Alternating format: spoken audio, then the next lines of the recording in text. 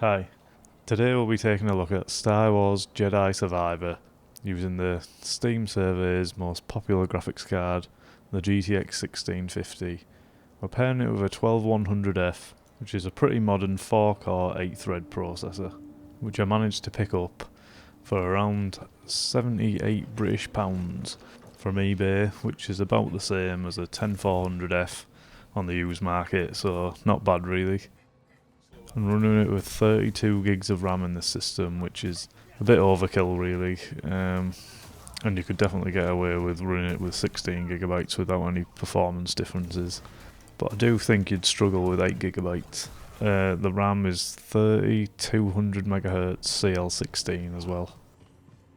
So by popular demand I've included the MSI overlay here, but the thing is I don't have a separate capture card, so depending on the setting used, it can affect performance when recording, but in this particular game, there was only one occasion where it wasn't within margin of error of the data taken while not recording. But because of this one setting, I decided to include the data on the right hand side of the video, which shows how the game performs when not recording video. So it'll give you a more accurate representation of what you can expect while playing the game yourself. All the data is taken from this little loop that you'll see in the video. There's a bit of fighting, a bit of climbing, a bit where there's not much going on, so it should give you a good idea of what you should expect to get. There's also this little bit with like a fluorescent light, and you'll see it every time. It drops your frame rate quite heavily, so that's reducing your averages and your minimum frame rate there. But I would imagine there's a lot of other parts like that in the game, so it should be pretty accurate. Anyway, let's have a look at this little beast and see what it's capable of doing. Let's do it. Right, so we're going to start with 1080p Epic with FSR performance, and this was the first setting I was able to lock 30 out of here, so it's got a reasonable average, which does feel smooth enough, especially with a controller. Definitely playable in my opinion, but there will be some stutters and some dips to a lot lower than 44. There's a lot of FSR on here, so there will be a bit of ghosting and the image quality won't be amazing, but you can judge yourself by the graphics of different settings to see what you think is suitable for you. So at high, we were a tiny bit better in the averages. Overall, slightly smoother, but really not making much of a difference. Sorry, this is high plus FSR performance.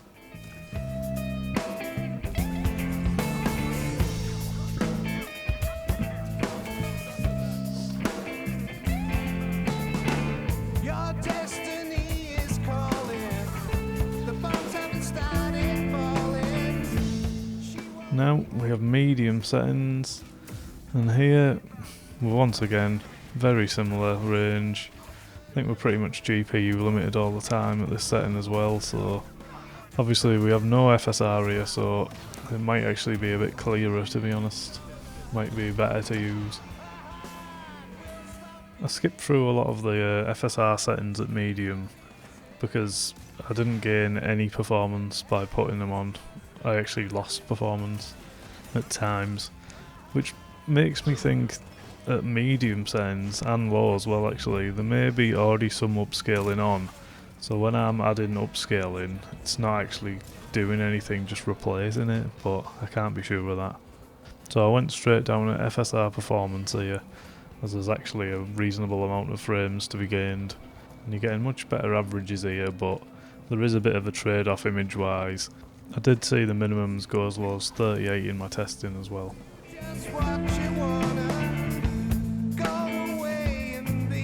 Now we have medium settings with FSR Ultra Performance, and we're doing a lot smoother here, 69 averages there, with pretty good 1 and 1% lows. Obviously the game does still stutter, so just keep that in mind. I had minimums as low as 44, and the image quality is looking pretty bad here. But on average, the game feels pretty smooth to play at this frame rate.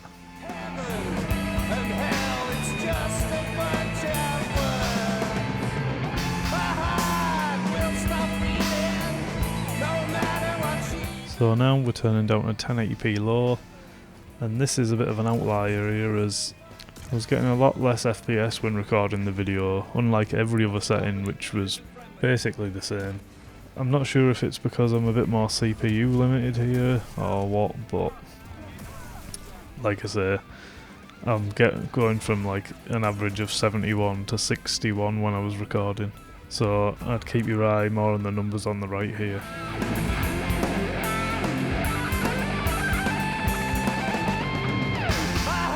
So now we're going to turn up to 1440p and see what we can get here.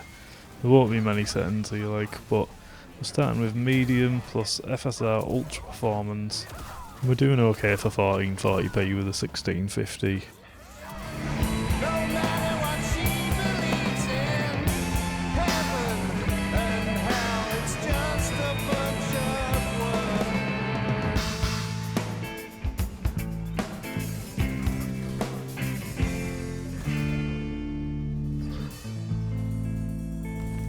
Now we have 1440p low settings, and again the image quality won't be great here, as I'm sure there's some type of upscaler on, even though it doesn't say there is. And we're doing, well, pretty much the same as we were at a medium ultra performance really.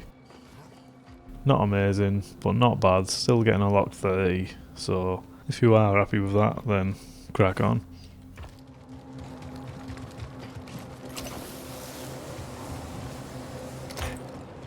Right, so once again we didn't get any extra from adding FSR here, other than when we got to FSR Ultra Performance, so we'll move down to that.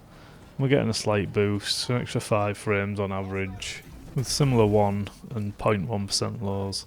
The image quality definitely isn't worth it here. Like I say, I'd probably stick with 1080p myself, and either aim for a locked 40 with reasonable graphics, or myself I'd probably go for more like the higher averages like 1080p low, even though I'd suffer graphically. But it does feel okay with an average 45 with the controller to me. So either way is playable. Right, so as we can see, the 1650 is definitely capable of playing this game with some pretty smooth frame rates, especially if you're willing to turn down the graphics settings. You can get some really good averages, which will feel pretty nice to play most of the time, especially if you're using a controller. There is some dips and some stutters in certain areas, and there's also some stutters from just loading in the different areas, but your average just mooching around playing the game frame rate should be okay, and I'd probably suggest turning down graphics a bit and locking the frames to 45. And with a stronger CPU you might even be able to get a lock 60 at some of the lower settings, but with a weaker CPU you might not do quite as well. But I do think you'll be able to get a locked 30 even with a pretty old CPU. I will say, due to the stutters that are still in the game, like from I say loading different areas, I wouldn't advise buying the game at full price in its current state, for me anyway. Like, I've heard a lot of people say they're getting really bad stutters still, even after the update. So I'd probably suggest getting the EA Play Pro if you want to try it out.